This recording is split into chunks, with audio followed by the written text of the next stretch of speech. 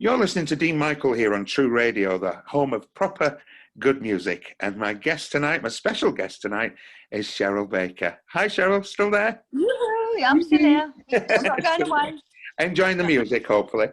Yes, we spoke about the Eurovision and Bucks Fizz and everything else. And in the 80s, you were very big doing the presenting on the television. You had a few shows.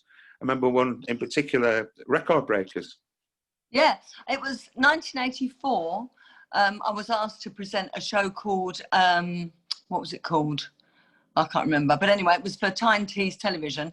And I did that, and then it kind of roller coasted from there on. I was asked to do something with Michael Aspel, and then I did Saturday Picture Show with Mark Curry, and then I was asked to do Record Breakers, and I was absolutely terrified of going up to the BBC and having a meeting because I knew he was going to be there, and I had to go up there. I'd never been to the BBC in London before, and went up to the office where the executive producer was, and honestly, Dean, I was absolutely terrified.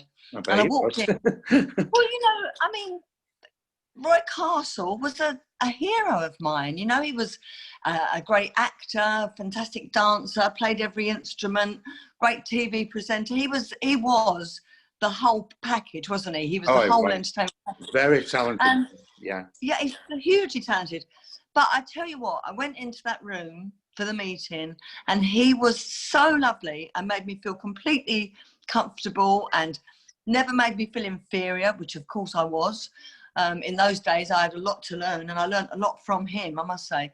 So I had the pleasure of working with Roy for 8 years before he died. Wow. And then I carried on for another three series before it all kind of fizzled out, really.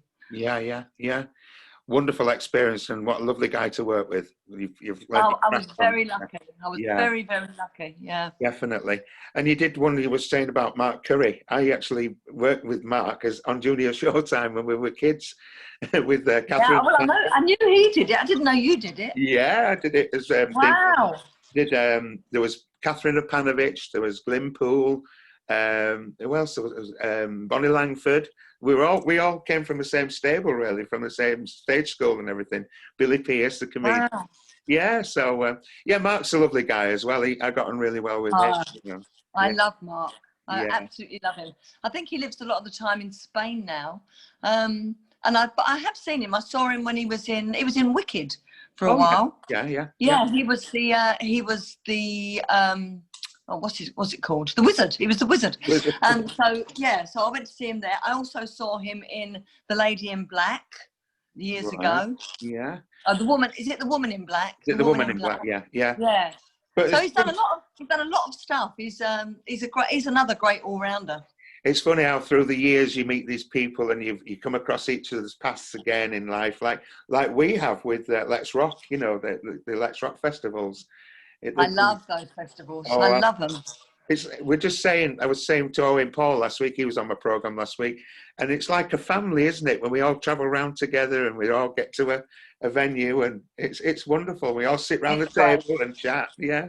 I know, it's so nice because back in the 70s and 80s, I mean, you know, if you did Top of the Pops or something, you might see one or two artists, but you never had time to chat. This is more like a social, isn't it? When we do the Let's Rocks and the Rewinds and all those. That's right, yeah. Which hopefully we're going to be doing many more next year as well. Fingers crossed, that would be great. Yeah. Okay, Cheryl, what we're going to do now is going to play another few songs, and then we're going to talk about your group, The Fizz, coming up next. Yes, yeah, wonderful. Thanks, Cheryl. Speak to you soon.